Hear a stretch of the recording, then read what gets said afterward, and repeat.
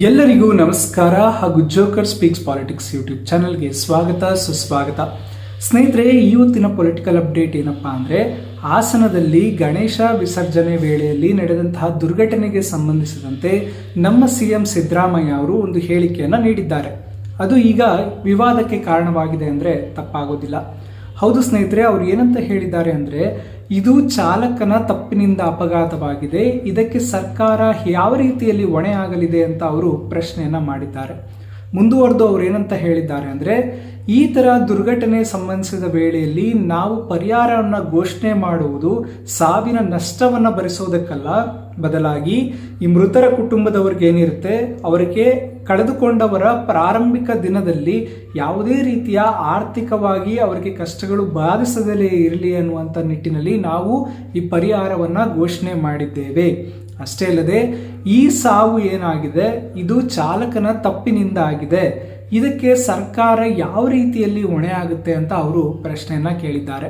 ಅಷ್ಟೇ ಅಲ್ಲದೆ ಮುಂದುವರೆದವರು ಏನಂತ ಹೇಳ್ತಿದ್ದಾರೆ ಅಂದರೆ, ಅವರಿಗೆ ಸಾಂತ್ವನ ಹೇಳುವಂತಹ ನಿಟ್ಟಿನಲ್ಲಿ ನಾನು ಹಾಸನ ಜಿಲ್ಲೆಯ ಉಸ್ತುವಾರಿ ಸಚಿವರು ಆಗಿರುವಂತಹ ಕೃಷ್ಣ ಬೈರೇಗೌಡ ಅವರಿಗೆ ಆ ಮೃತರ ಸಂಬಂಧಿಕರ ಮನೆಗಳಿಗೆ ತೆರಳಿ ಅವರಿಗೆ ಸಾಂತ್ವನವನ್ನು ಹೇಳಿ ಪರಿಹಾರವನ್ನು ಘೋಷಣೆ ಮಾಡೋದಕ್ಕೆ ನಾನು ಸೂಚಿಸುತ್ತೇನೆ.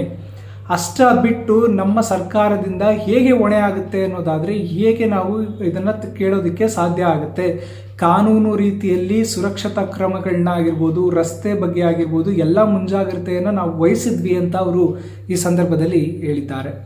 ಇದಕ್ಕೆ ವಿರೋಧ ಪಕ್ಷದ ನಾಯಕರು ಆಗಿರುವಂತಹ ಆರ್ ಅಶೋಕ್ ಅವರು ಕೂಡ ಒಂದು ಹೇಳಿಕೆಯನ್ನು ನೀಡಿದ್ದಾರೆ. ಅವರು ಏನಂತ ಹೇಳ್ತಿದ್ದಾರೆ ಅಂದರೆ, CM ಸಿದ್ದರಾಮಯ್ಯ ಅವರೇ, ದಯಮಾಡಿ ನೀವು ಮೃತರ ಕುಟುಂಬಕ್ಕೆ ಕನಿಷ್ಠವಾದರೂ 25 ಲಕ್ಷ ರೂಪಾಯಿ ಪರಿಹಾರವನ್ನು ಘೋಷಣೆ ಮಾಡಬೇಕು. ಯಾಕಂದರೆ ಅವರೆಲ್ಲ ತೀರಾ ಹಿಂದುಳಿದವರಾಗಿದ್ದಾರೆ, ಅವರಿಗೆ ಆರ್ಥಿಕ ಸಮಸ್ಯೆ ತುಂಬಾ ಇದೆ. ಆದ್ದರಿಂದ 25 ಲಕ್ಷ ಪರಿಹಾರ ಕೊಡಬೇಕು. ಅದೇ ರೀತಿಯಲ್ಲಿ ಈ ರೀತಿ ಗಣೇಶ ವಿಸರ್ಜನೆ ಅಥವಾ ಬೇರೆ ಯಾವುದರ ಹಬ್ಬ ಹರಿದಿನಗಳಲ್ಲಿ ಮುಂಜಾಗ್ರತಾ ಕ್ರಮಗಳನ್ನ ಪೊಲೀಸರು ಇನ್ನಷ್ಟು ಹೆಚ್ಚಾಗಿ ತೆಗೆದುಕೊಳ್ಬೇಕು ಅಂತ ಅವರು ಟ್ವೀಟ್ ಮುಖಾಂತರ ತಿಳಿಸಿದ್ದಾರೆ. ಅಷ್ಟಕ್ಕೆ ನಿಲ್ಲಿಸಲಿಲ್ಲ, JDS ಅವರು ಕೂಡ ನಮ್ಮ CM ಸಿದ್ದರಾಮಯ್ಯ ಅವರಿಗೆ ಕೇಳ್ಕೊಂಡಿದ್ದಾರೆ. ಅವರೇನಂತ ಹೇಳ್ತಿದ್ದಾರೆ ಅಂದರೆ, ಕನಿಷ್ಠ ಪಕ್ಷ 20 ಲಕ್ಷ ರೂಪಾಯಿ ಆದರೂ ಪರಿಹಾರವನ್ನು ನೀಡಿ. ಮಾನವೀಯತೆ ಮೌಲ್ಯಗಳನ್ನು ಕಳೆದುಕೊಂಡ್ಬಿಟ್ಟಿದ್ದೀರಾ ಸಿದ್ದರಾಮಯ್ಯ ಅವರೇ, ದಯಮಾಡಿ ಈ ಮೃತರ ಕುಟುಂಬದವ್ರಿಗೆ 20 ಲಕ್ಷ ಪರಿಹಾರವಾದರೂ ನೀಡಿ ಅಂತ ಕೇಳ್ಕೊಂಡಿದ್ದಾರೆ. ಈ RCB ಕಾಲ್ ತುಳಿದ ಸಂದರ್ಭದಲ್ಲಿ ಪ್ರತಿಯೊಬ್ಬರಿಗೂ 25 ಲಕ್ಷ ಪರಿಹಾರ ಕೊಟ್ರಿ. ಸರ್ಕಾರ ತಮ್ಮ ತಪ್ಪನ್ನು ಮುಚ್ಚಿಕೊಳ್ಳಲು 25 ಲಕ್ಷ ಪರಿಹಾರ ಕೊಟ್ಟಿತ್ತು. ಈಗ ಅವರಿಗೆ ಕಡಿಮೆ ಪರಿಹಾರ ಕೊಟ್ಟರೆ ಅವ್ರು ಹೇಗೆ ತೆಗೆದುಕೊಳ್ಳುತ್ತಾರೆ?